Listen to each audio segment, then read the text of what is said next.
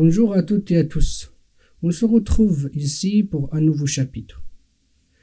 Le chapitre précédent s'était consacré à la configuration d'Hibernate. Nous avons vu le fichier de config et où le mettre, et nous l'avons détaillé aussi. Ensuite, nous avons pour l'instant utilisé que deux annotations pour moi qui sont principales et primordiales, c'est @entity et @colon.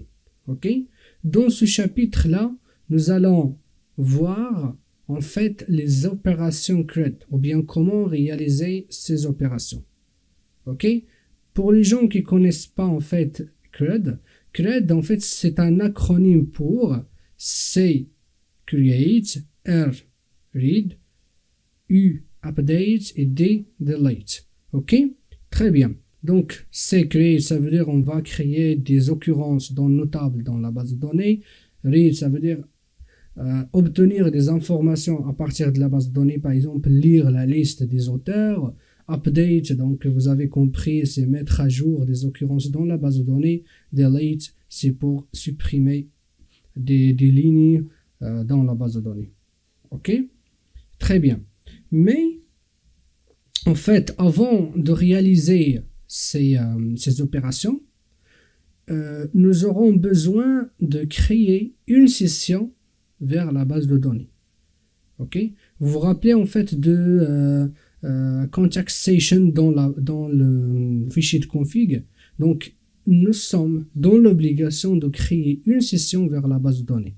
C'est un peu différent de ce que nous avons vu dans le chapitre précédent pour la connexion. Ça ne sera pas une seule connexion, mais ça sera plutôt une session. Très bien. Donc, pour créer la session, il faudrait créer un session factory. Je l'ai expliqué la dernière fois. C'est un objet qui permet d'obtenir une session vers la base de données.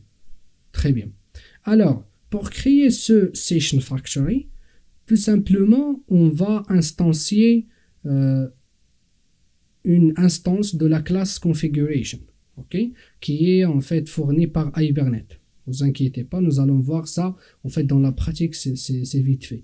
On dit que en fait configuration, je dis configure et je donne le nom de ou bien le chemin de mon fichier de config. Très bien. Ensuite, je fais add annotated class.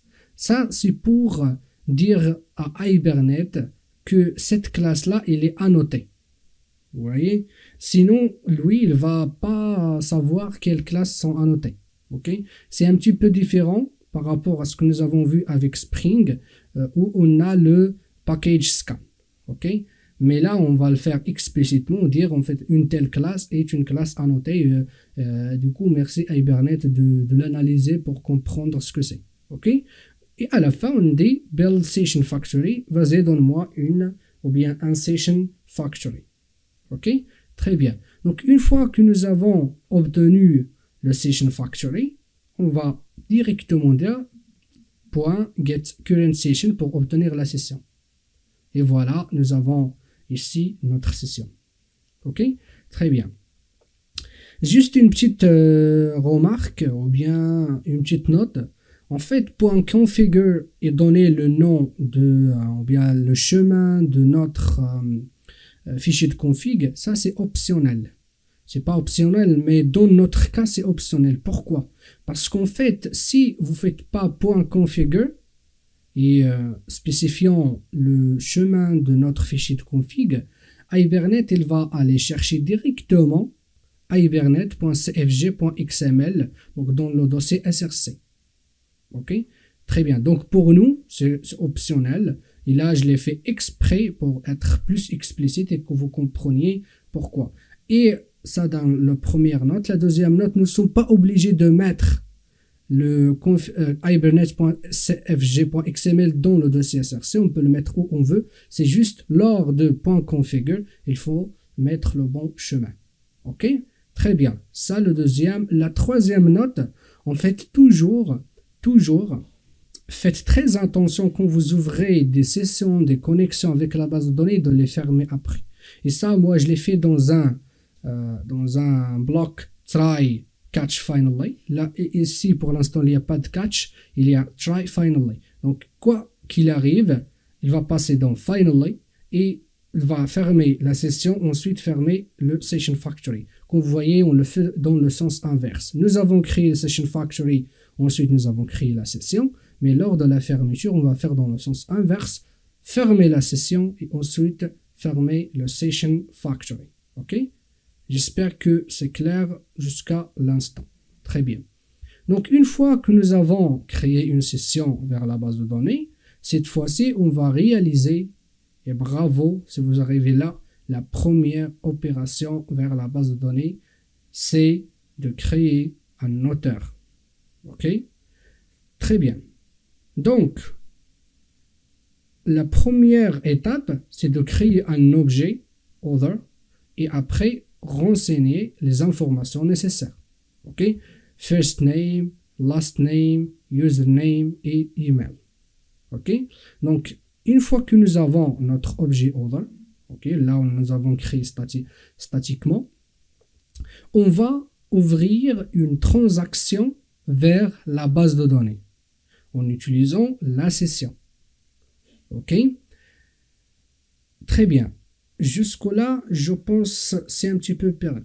Ok.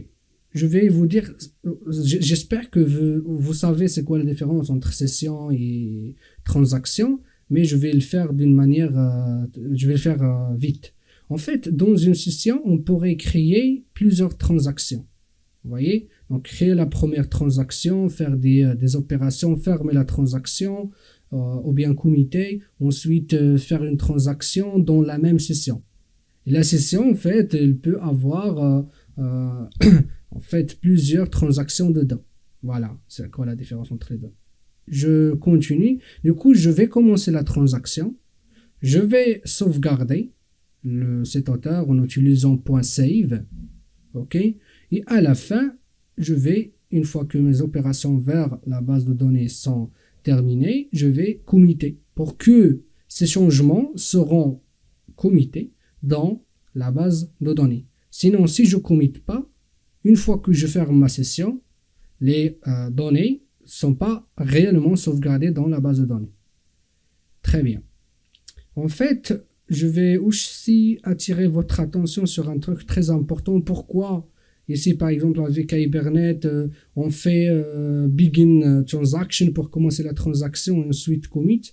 Supposons, là, dans notre cas, on n'a qu'une seule opération, c'est .save. Et on est à peu près sûr et certain que ça marche. Mais supposons que entre begin transaction et commit, vous avez un ensemble d'opérations vers la base de données et vous avez la contrainte que il faut que toutes les opérations soient réalisées pour que votre base de données soit cohérente. Okay? Autrement dit, par exemple, je vais juste donner un exemple. C'est juste pour la culture générale. Je vais par exemple là, supposons que author est là comment dire, des livres, ok? On va d'abord supprimer les livres et ensuite on va venir supprimer l'auteur, ok? On va faire begin transaction, je supprime les livres et ensuite je vais supprimer l'auteur. Si lors de la suppression de l'auteur qui vient en deuxième position, si j'ai une erreur, en fait la suppression des livres, elle sera pas prise en compte. Ok? C'est pour ça, là, c'est une manière de protection. Il faut que toutes les opérations qu'on a dans la transaction soient tous valides pour que la transaction sera committée. Ok? Voilà, c'est un peu, désolé si j'étais un peu long, mais j'aimerais bien que vous compreniez pourquoi on fait begin transaction, pourquoi on fait des opérations dans une transaction. C'est en général pour garder la cohérence dans notre base de données. Voilà, donc là il reste que pratiquer, donc je vous dis restez avec moi, on va faire ça sur Eclipse.